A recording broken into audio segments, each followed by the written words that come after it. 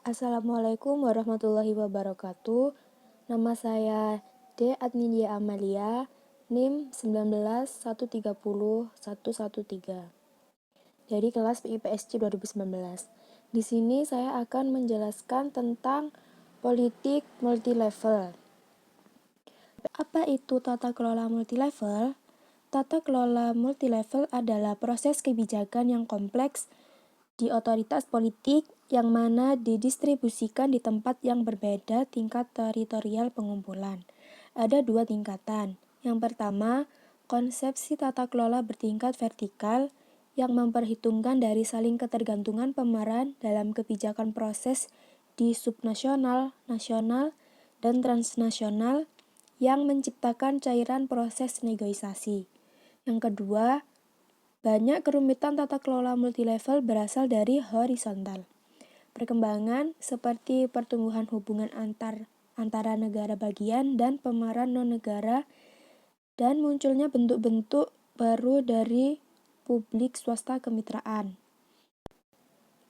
Politik, wilayah, dan multilevel tata kelola. Politik selalu memiliki dimensi spasial atau teritorial. Sebagai aturan politik melibatkan pembuatan dan penegakan aturan umum atas populasi tertentu. Ini harus mempertimbangkan di mana orang-orang itu tinggal. Bahkan jika lokasinya tidak tepat atau bergeser, seperti dalam kasus suku nomaden. Hubungan antara politik dan wilayah menjadi lebih formal dan eksplisit sejak abad ke-16 dan seterusnya, sebagai akibat dari munculnya negara modern. Sebagai contoh, sebagai Peace of Westphalia tahun 1648 mendefinisikan kedaulatan dalam istilah teritorial, negara dipandang ditentukan oleh kemampuan mereka untuk berlatih secara mandiri kontrol atas semua institusi dan kelompok yang tinggal di dalam wilayah perbatasan mereka. Ada dua perkembangan lebih lanjut mengkonsolidasikan pentingnya wilayah. Yang pertama adalah munculnya nasionalisme dari akhir abad ke-18 dan seterusnya. Saat doktrin nasionalis menyebar, begitu juga gagasan nasionalis. Sebagian komunitas dibuat oleh perasaan memiliki tanah air. Sebagai negara bagian berkembang menjadi negara, oleh karena itu wilayah menjadi masalah, bukan hanya masalah hukum yurisdiksi, tetapi juga salah satu identitas dan keterikatan emosional. Yang kedua, pembangunan, yaitu hubungan yang diperkuat antara kekuatan nasional dengan ekspansi teritorial yang dibawa oleh imperialisme.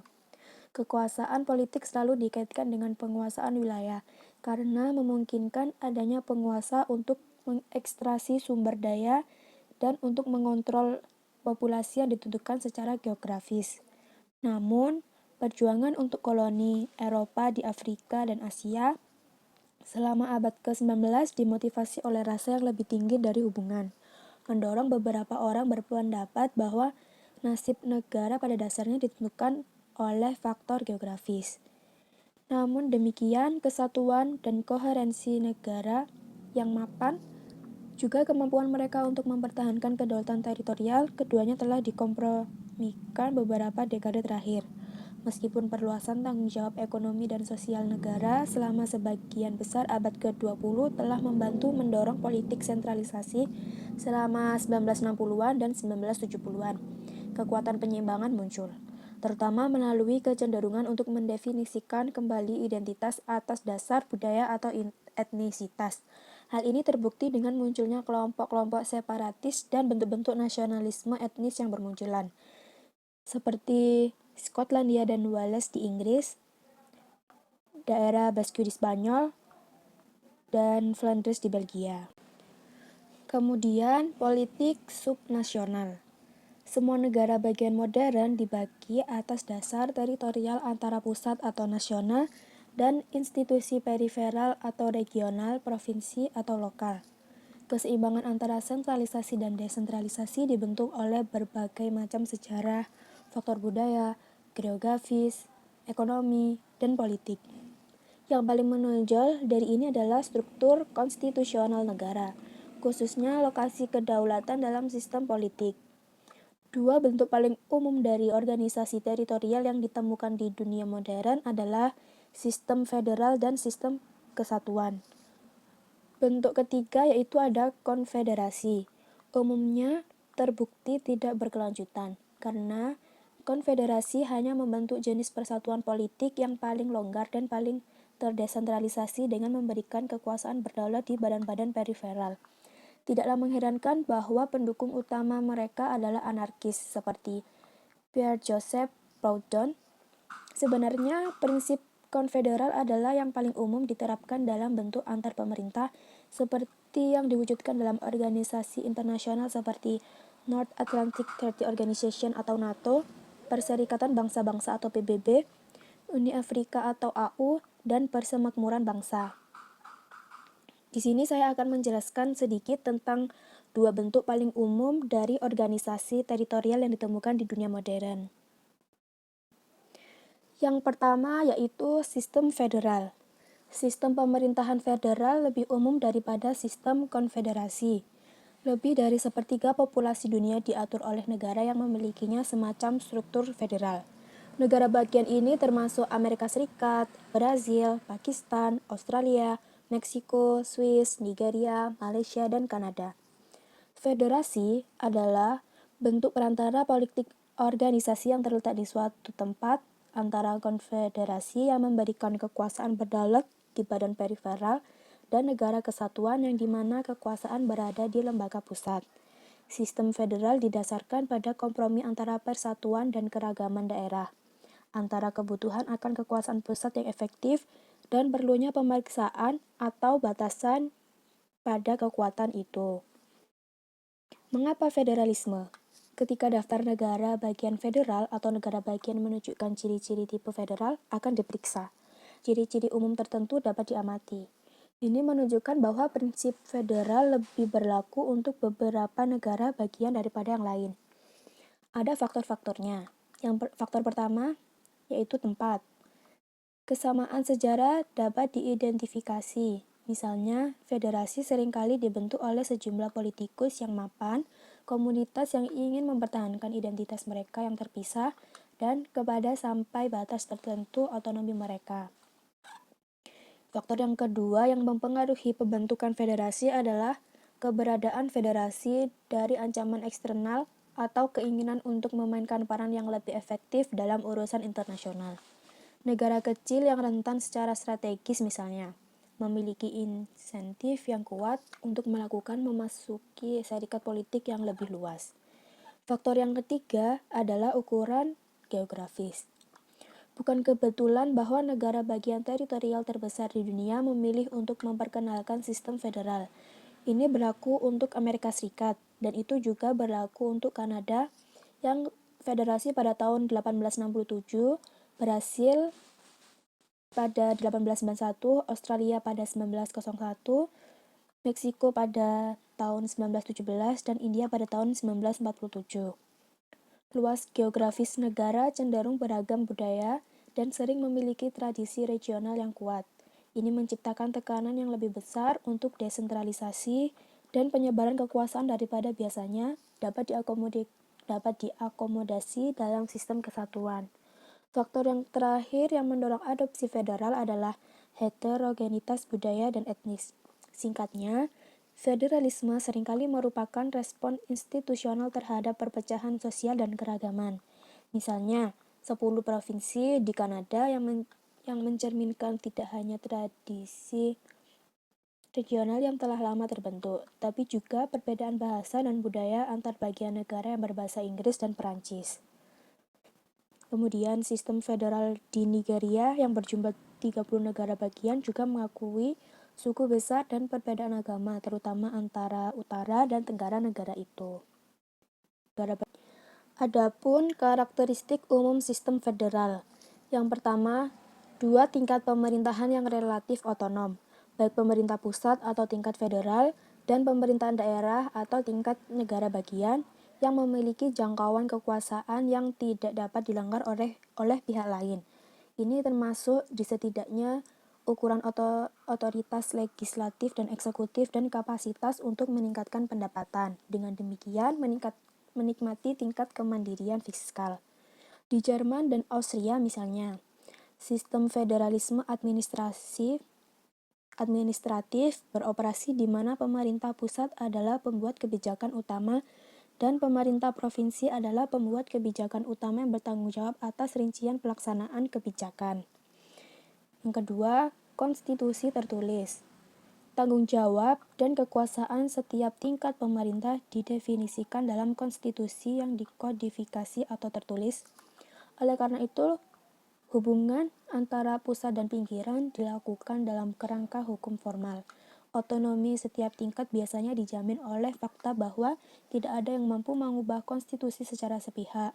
Misalnya di Australia dan Swiss, amandemen konstitusi juga harus diratifikasi dengan referendum afirmatif. Kemudian yang ketiga, arbiter konstitusional. Ketentuan formal konstitusi ditasvirkan oleh Mahkamah Agung yang dengan demikian melakukan arbitrase dalam kasus perselisihan antara tingkat federal dan negara bagian. Dalam menentukan masing-masing bidang yurisdiksi dari setiap tingkat, peradilan dalam sistem federal mampu menentukan bagian federalisme bekerja dalam prakteknya. Yang pasti, menarik peradilan ke dalam proses kebijakan. Sentralisasi yang terjadi di semua sistem federal pada abad ke-20 selalu disetujui oleh pengadilan. Yang terakhir, yaitu lembaga penghubung. Untuk membina kerjasama dan pemahaman antara tingkat federal dan negara bagian, daerah, dan provinsi harus diberi suara dalam proses pembuatan kebijakan pusat. Ini biasanya dicapai melalui badan legislatif bikameral, di mana kedua kamar atau majelis tinggi mewakili kepentingan negara bagian. Misalnya, 105 kursi di Senat Kanada ditugaskan secara regional dengan masing-masing dari 4 wilayah utama menerima 24 kursi, sisanya akan ditugaskan ke wilayah yang lebih kecil. Kemudian, penilaian sistem federal. Salah satu kekuatan utama sistem federal adalah bahwa tidak seperti sistem kesatuan, mereka memberikan suara politik yang dijamin secara konstitusional kepada kepentingan daerah dan lokal. Itu negara bagian atau provinsi menjalankan berbagai kekuasaan otonom dan menikmati beberapa ukuran representasi di pemerintah pusat. Di sisi lain, federalisme tidak mampu membendung kecenderungan umum abad ke-20 sentralisasi. Meskipun jaminan hak negara bagian dan provinsi di federal, kekuasaan pemerintahan pusat telah berkembang sebagian besar mengakibatkan pertumbuhan ekonomi dan intervensi sosial dan pemerintah pusat sendiri kapasitas peningkatan pendapatan yang lebih besar. Sistem Amerika Serikat misalnya, awalnya beroperasi sesuai dengan prinsip federalisme ganda dari akhir abad ke-19 dan seterusnya, yang memberi jalan untuk sistem federalisme kooperatif yang didasarkan pada pertumbuhan hibah dalam bantuan dari pemerintah federal hingga negara bagian dan lokalitas. Kemudian, federalisme dalam menyebarkan kekuasaan pemerintah itu menciptakan jaringan check and balance yang membantu melindungi kebebasan individu. Meskipun ada kecenderungan sentralisasi di seluruh dunia, sistem federalisasi seperti di Amerika Serikat, Australia, dan Kanada biasanya lebih efektif dalam membatasi politisi nasional daripada sistem kesatuan. Namun, struktur yang dimaksudkan untuk menciptakan ketegangan yang sehat dalam sistem pemerintahan mungkin juga menimbulkan frustasi dan kelumpuhan. Federalisme telah menyediakan mekanisme kelembagaan masyarakat yang retak telah mempertahankan persatuan dan koherensi. Dalam hal ini, solusi federal mungkin hanya sesuai dengan sejumlah etnis tertentu masyarakat yang beragam dan terpecah secara regional, tetapi dalam kasus ini mungkin mutlak vital. Kejeniusan federalisme Amerika Serikat misalnya, mungkin kurang dari yang diberikannya dasar persatuan di antara 13 negara bagian asli, dan lebih dari itu diinvestasikan USA dengan mekanisme kelembagaan yang memungkinkannya menyerap ketegangan itu. Imigrasi dilakukan sejak pertengahan abad ke-19 dan seterusnya. Bentuk utama yang kedua yaitu sistem kesatuan. Sebagian besar negara bagian kontemporer memiliki sistem pemerintahan kesatuan, yang dimana memberikan kekuasaan kedaulatan dalam satu lembaga nasional. Di Inggris, institusi ini adalah parlemen yang memiliki setidaknya secara teori otoritas legislatif yang tak tertandingi. Parlementer dapat membuat atau membatalkan undang-undang yang diinginkannya. Kekuasaannya tidak diperiksa oleh konstitusi yang dikodifikasi atau tertulis. Tidak ada saingan badan legislatif Inggris Raya yang dapat menantang otoritasnya. Dan hukumnya mengguguli yang lainnya bentuk hukum Inggris dan Skotlandia, karena supremasi konstitusional dipegang oleh pusat dalam sistem kesatuan, sistem pemerintahan daerah, atau periferal apapun ada di kesenangan tengah. Dalam sistem kesatuan meliputi yang pertama pemerintah lokal atau pemerintah daerah. Dalam arti sederhananya adalah pemerintahan yang dikhususkan untuk daerah tertentu. Misalnya desa, distrik, kota, atau kabupaten. Lebih khusus lagi yaitu bentuk pemerintah yang tidak memiliki bagian dalam kedaulatan karenanya seluruhnya berada di daerah otoritas pusat atau dalam sistem federal kepada negara bagian atau otoritas daerah. Tingkat pemerintahan ini pada kenyataannya universal, ditemukan di federal dan sistem konfederal, serta dalam sistem kesatuan. Di Amerika Serikat, untuk misalnya, ada lebih dari 86.000 unit pemerintah daerah yang mempekerjakan 11 juta orang, dibandingkan dengan total kurang dari 8 juta staf di federal dan negara bagian level. Kemudian, yang kedua, ada devolusi. Devolusi adalah transfer kekuasaan dari pusat pemerintah untuk bawahan regional institusi. Majelis devolusi biasanya dibuat sebagai respons terhadap peningkatan ketegangan sentrifugal dalam suatu keadaan dan sebagai upayanya khususnya untuk mendamaikan pertumbuhan regional dan terkadang nasionalis tekanan. Terlepas dari kurangnya kekuatan yang mengakar, majelis yang pernah didevolusikan telah memperoleh identitas politik mereka sendiri dan memiliki ukuran legitimasi demokrasi. Mereka sangat sulit untuk dilemahkan dan secara keadaan normal tidak mungkin untuk dihapuskan. Salah satu tradisi tertua pemerintahan devolusi di Eropa ditemukan di Spanyol. Meskipun telah menjadi negara kesatuan sejak 1570-an, Spanyol terbagi 50 provinsi yang masing-masing menjalankan ukuran pemerintahan daerahnya sendiri. Sebagai bagian dari transisi ke pemerintahan demokratis setelah kematian Jenderal Franco pada tahun 1975, proses devolusi diperpanjang pada tahun 1979 dengan penciptaan dari 17 komunitas otonom. Pembahasan kita yang terakhir yaitu regionalisme transnasional. Regionalisme adalah teorinya atau praktik koordinasi sosial, ekonomi, dan politik kegiatan dalam wilayah geografis yang bisa menjadi bagian dari suatu negara subnasional. Regionalisme atau terdiri sejumlah negara bagian transnasional regionalisme. Pada tingkat kelembagaan, regionalisme melibatkan pertumbuhan norma, aturan, dan struktur formal koordinasi.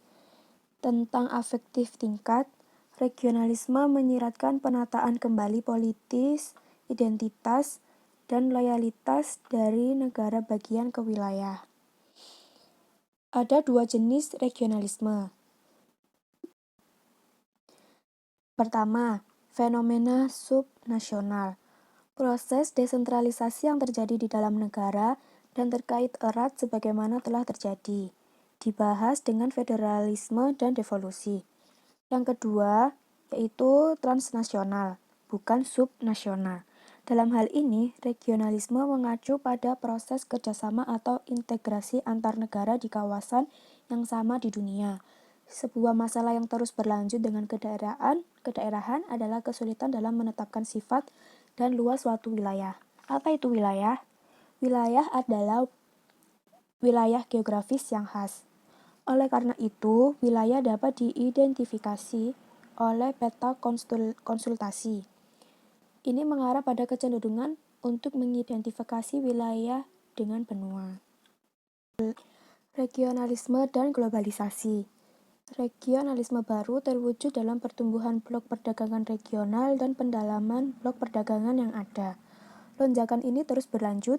Pada tahun 2005, hanya satu anggota Organisasi Perdagangan Dunia, yaitu Mongolia, bukan pihak dalam perjanjian perdagangan regional.